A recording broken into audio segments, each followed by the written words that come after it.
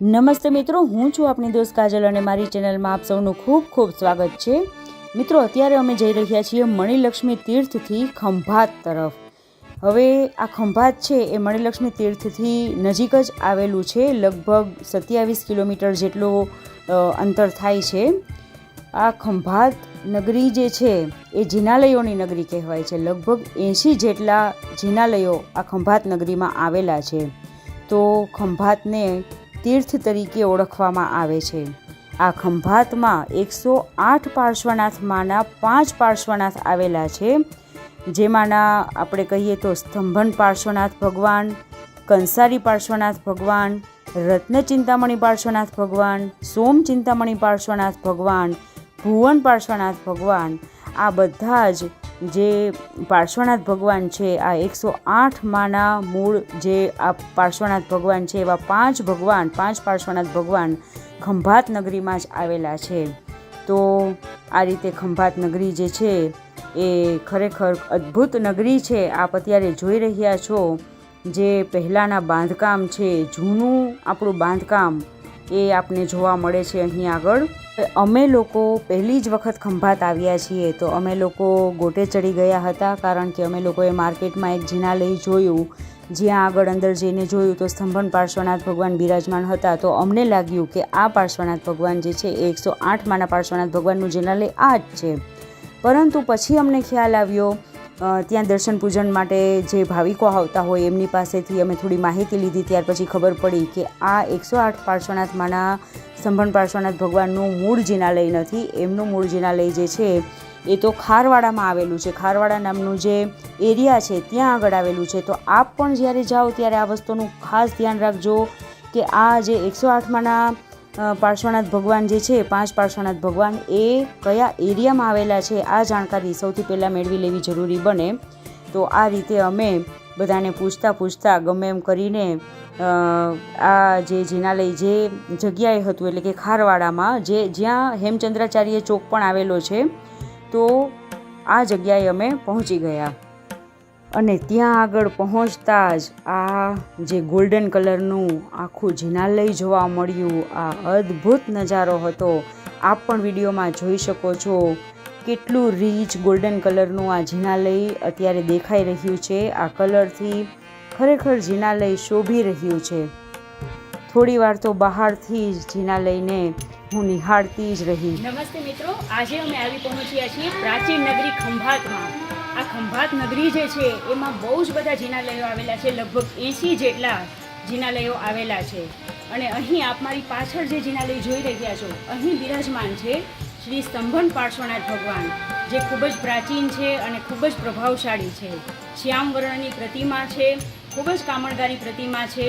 6 inch પહોળાઈ ધરાવે છે, 8 ઇંચ લંબાઈ ધરાવે છે। ખૂબ નાની પ્રતિમા છે, પણ પ્રભાવ ખરેખર ખૂબ જ એમનો અતિશય સ્તંભન પાર્શ્વનાથ ભગવાન છે, એમનો પ્રબળ પ્રભાવ છે, અને એ પ્રબળ પ્રભાવથી પણ વધારે ઉજ્જવળ એમનો ઇતિહાસ છે, જે વિડીયો દરમિયાન આપણે જોશું। તો વિડીયોને અંત સુધી જોતા રહેશો, અને ખાસ આપને વિનંતી કરું છું કે આ વિડીયો આપના ફ્રેન્ડ્સ અને ફેમિલીમાં અચૂકથી શેર કરજો, જેથી કરીને આ આપણા જે આવો ઇતિહાસ છે, આપણો અનેરો ઇતિહાસ, એની માહિતી બધા સુધી પહોંચી શકે। મિત્રો, આ જે ખંભાત નગરી છે એ તારાપુર બગોદરા હાઈવે પર આવેલી છે। આપ મુંબઈથી પાલિતાણા કે રાજકોટ કે જામનગર કે ક્યાંય બી જતા હો તો રસ્તામાં ખંભાત આવે છે। અને આ ખંભાત નગરી જે છે એ અદ્ભુત ચમત્કારિક ભગવાન જે છે, આપણા ઘણા બધા તીર્થંકર ભગવંતો, એની નગરી છે। તો અહીં ક્યારેક ચોક્કસ આવવાનું આપણે રાખીએ અને દર્શન પૂજનનો લાભ લઈએ। મિત્રો, આપને અમારો આ પ્રયાસ ગમતો હોય તો વિડીયોને આપના બધા જ ગ્રુપમાં ચોક્કસથી શેર કરવા વિનંતી છે, જેથી કરીને આપણે આવા અદ્ભુત ઇતિહાસની માહિતી, આપણા ચમત્કારિક ભગવંતો જે છે એની માહિતી ઘણા બધા લોકો સુધી પહોંચાડી શકીએ અને આપણે પણ ધર્મના આ કાર્યમાં જોડાઈ શકીએ। અને હા, આપ જો ચેનલ પર નવા હોવ તો ચેનલને સબસ્ક્રાઈબ કરવાનું ભૂલશો નહીં, અને બાજુમાં આપેલું બેલ આઇકન પણ પ્રેસ કરી દેશો, જેથી કરીને મારા આવા ઘણા બધા માહિતીસભર વિડીયોઝ જે છે એના નોટિફિકેશન્સ આપ સુધી પહોંચી શકે અને આપ આ બધા જ વિડીયો નિહાળી શકો। મિત્રો, આ અદ્ભુત જિનાલયને જોવાની સાથે સાથે આપણે આ ભગવાન જે છે સ્તંભન પાર્શ્વનાથ ભગવાન એમનો ઇતિહાસ જાણીએ. આપ વિડીયોના અંત સુધી બન્યા રહેજો. ઇતિહાસ અતિ રોચક છે. આ અતિ પ્રભાવી એવા પાર્શ્વનાથ ભગવાનની નીલમ રત્નની આ જે મનોહર અહીં જે પ્રતિમાજી છે એ ગત ચોવીસીના, આ ચોવીસીના નહીં પણ ગત ચોવીસીના નમીસર પ્રભુના શાસનમાં એક પ્રભુભક્ત શ્રાવક થઈ ગયા, જેનું નામ અષાઢી શ્રાવક આપણે કહીએ છીએ, જેમને એને અષાઢી શ્રાવક તરીકે ઓળખીએ છીએ. એમણે આ મૂર્તિ જે છે એ ભરાવી હતી. આપ અત્યારે આ સ્તંભન પાર્શ્વનાથ ભગવાનના ખૂબ સુંદર દર્શન કરી શકો છો. ખૂબ નાની પ્રતિમાજી છે પણ અદ્ભુત અદ્ભુત પ્રભાવ ધરાવે છે. મૂળનાયક ભગવાનની એક બાજુ શાંતિનાથ ભગવાન અને બીજી બાજુ સુમતીનાથ ભગવાન બિરાજમાન છે, જેના ખૂબ સુંદર દર્શન આ વિડીયો દ્વારા કરી શકશો. ઇતિહાસ આગળ જાણીએ. વર્ષો સુધી અષાઢી શ્રાવકે આ પ્રતિમાજીને પૂજી. ત્યાર પછી આ મૂર્તિ જે છે સૌ ધર્મપતિના આકર્ષણનું કેન્દ્ર બની અને એમણે એમના આવાસમાં આ પ્રતિમાજીને પધરાવીને વર્ષો સુધી એમની પૂજા કરી. અહીં આપ આદિનાથ દાદાના દર્શન કરી શકો છો અને એમની બંને સાઈડ શીતલનાથ ભગવાન બિરાજમાન છે. આપણે આગળ જોયું કે સૌ ધર્મેન્દ્રે હજારો વર્ષ સુધી આ ભગવાનની પૂજા કરી. ત્યાર પછી વરુણદેવે આ પ્રતિમાને ચિરકાળ પર્યંત પૂજી અને કાળાંતરે આ પ્રતિમાજી નાગરાજના હાથમાં આવી. આ નાગરાજે સમુદ્ર કિનારે એક દેવ વિમાન જેવા મનોહર જિનાલયમાં આ પ્રતિમાજીને પધરાવી ને પરમાત્માની નિત્ય અર્ચના કરવા લાગ્યા. આમ ને આમ સમય વીતતો જાય છે અને વર્તમાન ચોવીસીના 20મા તીર્થંકર શ્રી મુનિસુરત સ્વામીના શાસનકાળમાં બન્યું એવું કે વનવાસ સ્થિત રામચંદ્રજીના પત્ની સીતાનું હરણ રાવણ દ્વારા કરવામાં આવ્યું અને રામચંદ્રજી ચિંતિત બન્યા. સીતાને પાછા મેળવવા માટે બંને ભાઈઓ રામ અને લક્ષ્મણ પોતાની વિશાળ સેના લઈને જાય છે સમુદ્ર કિનારે અને ત્યાં છાવણી નાખે છે. અહીં આપ દર્શન કરી શકો છો મનમોહન પાર્શ્વનાથ ભગવાનના. એમની એક તરફ આદેશ્વર ભગવાન બિરાજમાન છે અને બીજી તરફ મુનિસુરત સ્વામી બિરાજમાન છે. મિત્રો, આપને અમારો આ પ્રયાસ ગમતો હોય, આ વિડીયો ગમતો હોય તો આપના બધા જ ગ્રુપમાં આ વિડીયો શેર કરવાનું ભૂલશો નહીં. આ વિડીયોમાં આ બધા જ ભગવાનના આપ ખૂબ સુંદર રીતે દર્શન કરી શકો છો. હવે મિત્રો, આપણે જોયું કે રામ અને લક્ષ્મણે સમુદ્ર કિનારે છાવણી તો નાખી, પરંતુ આ વિરાટ સમુદ્રને ઓળંગવાની મૂંઝવણ થઈ. હવે આ મૂંઝવણથી વ્યથિત એવા બંધુ યુગલે અકસ્માતે નિકટના જ પ્રદેશમાં એક ભવ્ય જીન પ્રસાદ નિરખ્યો અને જીન પ્રસાદમાં પ્રવેશ કરતાં જ આ ભગવાન જે છે આપણા સ્તંભન પાર્શ્વનાથ ભગવાન એમના અદ્ભુત બીમને નિહાળીને આ બંધુ બેલડી હર્ષાન્વિત બની. આપ અહીં શ્રી નમીનાથ ભગવાનના દર્શન કરી રહ્યા છો. રામ અને લક્ષ્મણે એકાગ્ર ચિત્તે આ પરમાત્માનું ધ્યાન ધર્યું અને પોતાના સ્વામી પ્રત્યે ભક્તિ ઘેલા થયેલા આ બંધુને નિહાળીને પ્રસન્નચિત્ત બનેલા નાગરાજા પ્રત્યક્ષ થયા. નાગરાજાએ આ પ્રભાવકારી પ્રતિમાનો ઉજ્જવલ ઇતિહાસ આ ભાઈઓને કહી સંભળાવ્યો. હવે આપ દર્શન કરી રહ્યા છો શ્રી શાંતિનાથ ભગવાનના.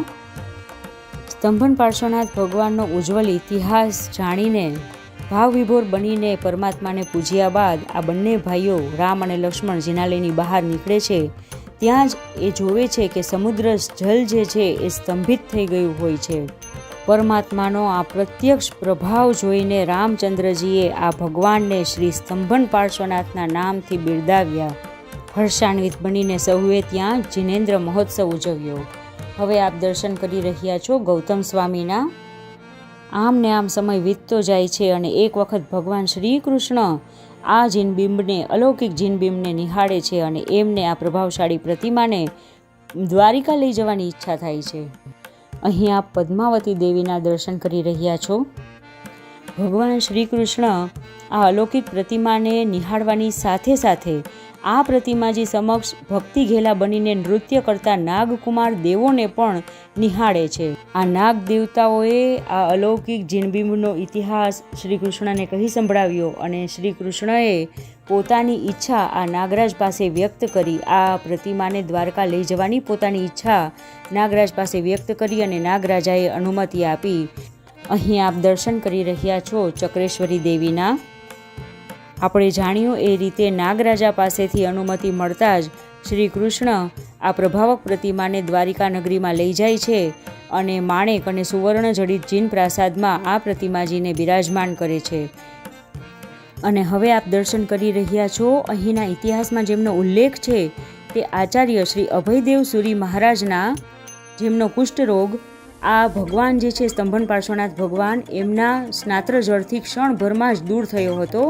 આ વાત આપણે જે ઇતિહાસ જાણીએ છીએ એમાં આગળ આવશે. અને હવે આપ દર્શન કરી રહ્યા છો આ તીર્થના પ્રેરક અને પ્રતિષ્ઠાકારક આચાર્ય શ્રી વિજય નેમી સુરીશ્વરજી મહારાજ સાહેબના.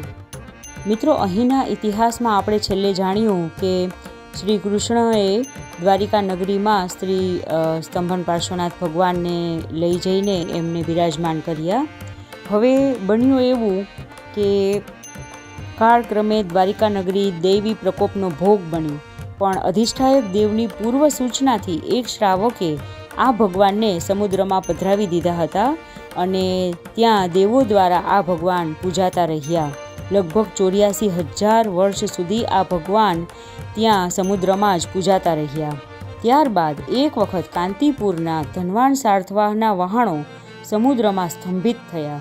ઘણા પ્રયત્નો પછી પણ એને નિષ્ફળતા મળતા હતાશ સાર્થવાહ આત્મહત્યા કરવા તત્પર બને છે. ત્યારે દિવ્ય વાણી થઈ કે સમુદ્રના પેટાળમાં રહેલા શ્રી પાર્શ્વનાથ પ્રભુના બિંબથી આપત્તિનું નિવારણ થશે. દૈવી સહાયથી સાર્થવાહે આ પ્રતિમાજીને બહાર કાઢી. કાંતિપુરીમાં આ પ્રતિમાનો ભવ્ય ઠાઠમાંથી પ્રવેશ કરાવીને સાર્થવાહે તેમને મનોહર જિનાલયમાં બિરાજમાન કર્યા. ત્યારબાદ 2000 વર્ષ પછી વિક્રમ સંવતના પહેલા સૈકામાં નાગાર્જુન નામના યોગીએ વિદ્યા સાધના માટે આ પ્રતિમાનું હરણ કર્યું. આ નાગાર્જુન એટલે શ્રી પાદલિપ્ત સુરીના શિષ્ય. જેવું વિદ્યા સાધનાનું કામ પૂરું થયું કે તરત જ તેમણે આ જીનબિંબને સેઢી નદીના કિનારે ખાખરના ઝાડ નીચે જમીનમાં ભંડારી દીધું. પણ ત્યાં પણ આ ભગવાન દેવો દ્વારા પૂજાતા રહ્યા. મિત્રો, આટલો સરસ ઇતિહાસ છે આપણો, આટલો ઉજ્જવળ ઇતિહાસ આ ભગવાનનો છે. બધા સાથે શેર કરતા રહેજો આ વિડીયો. મિત્રો, આ સ્તંભન પાર્શ્વનાથ પ્રભુ મહામહિમાશાળી અને અતિ અદ્ભુત પ્રભાવવંતા છે, જેમના દર્શન કરવાથી આપણી બધી મુશ્કેલીઓ દૂર થઈ જાય છે. એમની સ્તુતિ પણ કેટલી અદ્ભુત છે, જેમાં એમનો આખો ઇતિહાસ આવી જાય છે. કંઈક આ પ્રમાણે છે: અતિત 24 તણા નેમી પ્રભુ ઉપદેશથી, અષાઢી શ્રાવક પૂજતા નીલમ તણા પ્રભુ પાર્શ્વજી, નાગાર્જુનને 8મા બલદેવજી પણ પૂજતા, તેવા શ્રી સ્તંભન પ્રભુ પાર્શ્વને ભાવે કરું હું વંદના, ભાવે કરું હું વંદના. હવે એક વખત બન્યું એવું કે શ્રી જિનેશ્વર સુરીશ્વરજીના શિષ્ય શ્રી અભયદેવ મુનિ, કે જેઓ માત્ર 16 વર્ષની કુમાર વયે સુરીપદે પ્રતિષ્ઠિત થયા હતા, એમને કર્મ સંયોગે કુષ્ઠરોગ થયો અને આ રોગ ધર્મનિંદાનું કારણ બન્યો. હવે એનાથી આ અભયદેવ સુરીશ્વરજી વ્યથિત થઈ ગયા અને એ વ્યથિત થયા એટલે શાસન દેવી પ્રત્યક્ષ થયા અને એમને સાંત્વના આપી. સાથે સાથે શાસન દેવીએ આ સ્તંભન પાર્શ્વનાથ પ્રભુ જે છે એમનો પ્રભાવપૂર્ણ ઇતિહાસ અભયદેવ સુરીશ્વરજીને જણાવ્યો અને તે પ્રતિમાજીને પ્રગટ કરવા માટે સૂર્યદેવને સૂચન કર્યું અને 9 અંગોની ટીકા રચવા પૂજ્ય સૂર્યદેવને દેવીએ વિનંતી કરી. આ દેવી સૂચિત સ્થાને સંઘ સહિત જઈને પૂજ્ય અભયદેવ સુરી મહારાજે 32 શ્લોક પ્રમાણ જયતી હુંવણ સ્તોત્રની રચના કરીને શ્રી સ્તંભન પાર્શ્વનાથના પ્રતાપી બિંબને પ્રગટ કર્યું અને આ પ્રતિમાજીના સ્નાત્ર જળથી પૂજ્ય સૂર્યદેવનો કુષ્ઠરોગ ક્ષણમાં નષ્ટ થયો. આ મહારાજ સાહેબના આપણે આ જિનાલયમાં દર્શન કર્યા. આ અભયદેવ સૂરીએ જે સ્તોત્રની રચના કરી હતી એ સ્તોત્રની છેલ્લી 2 ગાથા ધરણેન્દ્રના સૂચનથી પૂજ્ય સૂર્યદેવે ગોઠવી દીધી. શ્રી સંઘે શેઢી નદીના તટે સ્તંભનપુરમાં નૂતન જિનાલય બંધાવીને પૂજ્ય સૂર્યદેવના પુનિત હસ્તે શ્રી સ્તંભન પાર્શ્વનાથ પ્રભુની પ્રતિષ્ઠા કરાવી. શ્રી અભયદેવ સૂરી દ્વારા શ્રી સ્તંભન પાર્શ્વનાથ પ્રભુના પ્રગટીકરણની ઘટના 11મા સૈકામાં બની હતી. પ્રતિમાના પ્રભાવથી પૂજ્ય સૂર્યદેવે 9 અંગોની વૃત્તિઓ રચી. આ રીતે સૈકાઓથી સ્તંભન તીર્થમાં પૂજાતા નીલમ રત્નના આ બિંબને સંવત 1952માં તારાપુરના સોનીએ ચોર્યું, પણ સંઘના પ્રયત્નોથી સોની પકડાઈ ગયો અને પ્રતિમાજી શ્રી સંઘને પુનઃ પ્રાપ્ત થયા. પૂજ્ય શાસન સમ્રાટ શ્રી વિજય નેમિસુરીશ્વરજીના પુનિત હસ્તે આ પ્રતિમાજીને સંવત 1955માં પ્રતિષ્ઠિત કરવામાં આવ્યા. ત્યારબાદ પૂજ્ય સૂર્યદેવના ઉપદેશથી આ મંદિરનો જીર્ણોદ્ધાર થયો અને સંવત 1984માં ફાગણ સુદ ત્રીજના શુભ દિને પૂજ્યશ્રીના વરદ હસ્તે જીર્ણોદ્ધૃત જીન પ્રસાદની ભવ્ય મહોત્સવપૂર્વક પ્રતિષ્ઠા થઈ. આજે પણ ખંભાતના ખારવાડામાં આ ભવ્ય તારક તીર્થ વિદ્યમાન છે. 3 શિખરથી યુક્ત આ ભવ્ય જીન પ્રસાદ દેવ વિમાન જેવું શોભી રહેલ છે. શ્રી જીનપ્રભ સૂરીએ તો આ પાર્શ્વનાથ પ્રભુને ભવભય હરમ પાર્શ્વનાથના નામથી ઓળખાવ્યા છે. એનાથી જ આપણે આ ભગવાનનો મહિમા કેટલો હશે એ જાણી શકીએ છીએ.